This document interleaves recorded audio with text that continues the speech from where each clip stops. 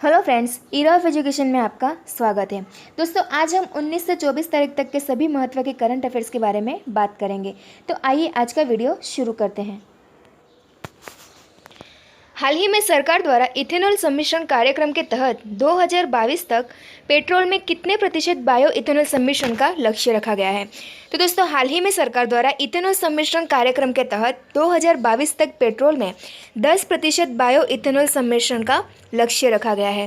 दोस्तों, इथेनॉल सम्मिश्रण कार्यक्रम को राष्ट्रीय जैव ईंधन नीति 2018 के अनुरूप लॉन्च किया गया था। इथेनॉल एक जल रहित एथिल अल्कोहल है। यह अनुमान है कि 5% इथेनॉल सम्मिश्रण के परिणाम स्वरूप लगभग 1.8 मिलियन बैरल कच्चे तेल का आयात कम हो जाएगा। उसके बाद अगला प्रश्न, विश्व फोटोग्राफी दिवस किस दिन मनाया जाता है। तो विश्व फोटोग्राफी दिवस 19 अगस्त को मनाया जाता है। दोस्तों, हर साल 19 अगस्त को पूरी दुनिया में विश्व फोटोग्राफी दिवस मनाया जाता है। यह दिन उन लोगों को समर्पित होता है जिन्होंने खास पलों को तस्वीरों में कैद कर उन्हें हमेशा हमेशा के लिए यादगार बना दिया। विश्व फोटोग्राफी दिवस का महत्व जागरूकता पैदा करना, विचारों को साझा करना और फोटोग्राफी के क्षेत्र में लोगों को आने के लिए प्रोत्साहित करना है। दोस्तों, इसी के साथ 19 अगस्त को प्रत्येक वर्ष विश्व मानवता दिवस के रूप में भी मनाया जाता है। यह दिवस उन लोगों के लिए मनाया जाता है जो मानवता के लिए कार्य करते हैं तथा इसके लिए उन्होंने अपने प्राणों की आहुति दी।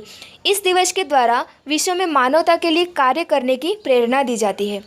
विश्व मानवता दिवस की शुरुआत संयुक्त राष्ट्र महासभा द्वारा की गई थी।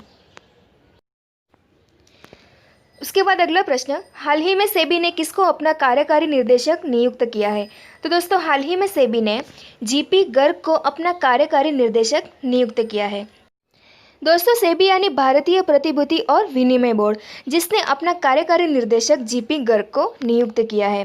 दोस्तों, सेबी ने एक बयान में कहा है कि अपनी पदोन्नति से पहले जीपी गर्ग सेबी में मुख्य महाप्रबंधक थे।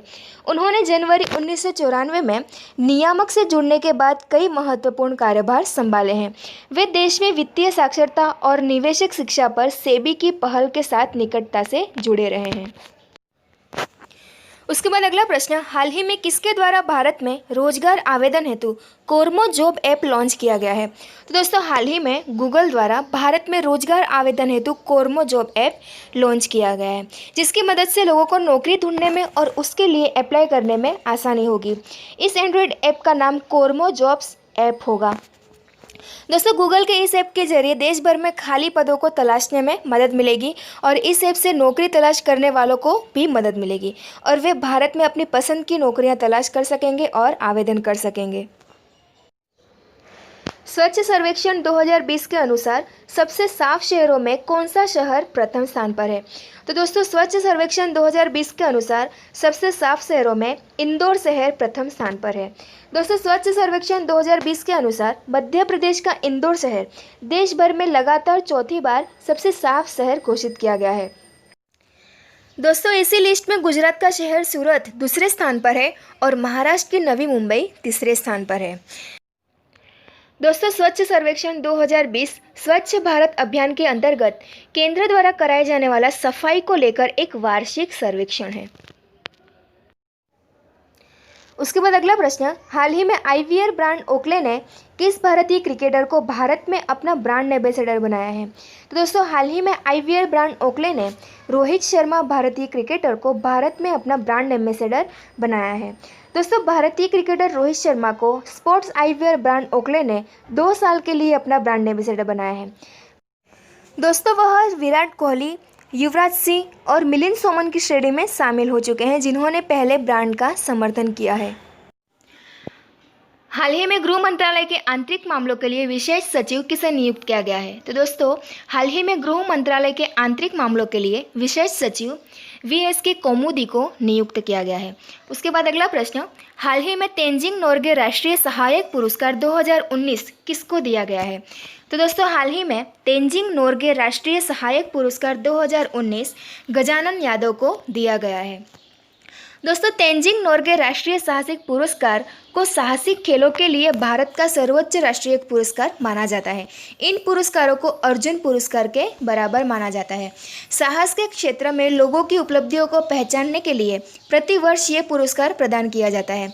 इन पुरस्कारों को 4 श्रेणी वायु में साहस, भूमि पर साहस, जल में साहस और जीवन भर की उपलब्धि के लिए सम्मानित किया जाता है।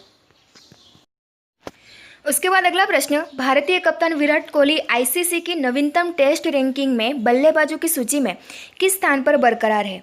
तो दोस्तों भारतीय कप्तान विराट कोहली अंतर्राष्ट्रीय क्रिकेट परिषद की नवीनतम टेस्ट रैंकिंग में बल्लेबाजों की सूची में दूसरे स्थान पर बरकरार है, जिसमें शीर्ष 10 में 2 अन्य भारतीय बल्लेबाज भी शामिल है। विराट कोहली 886 अंक के साथ दूसरे स्थान पर बरकरार है। उसके बाद अगला प्रश्न, हाल ही में किस परियोजना के निर्माण में भारत नेपाल देश की सहायता कर रहा है? तो दोस्तों हाल ही में अरुण 3 जल विद्युत परियोजना के निर्माण में भारत नेपाल देश की सहायता कर रहा है। दोस्तों अरुण 3 नेपाल की सबसे बड़ी पन बिजली परियोजना है और इसे भारत की सहायता से बनाया जा रहा है। परियोजना की शुरुआत नेपाल सरकार ने 1992 में की थी।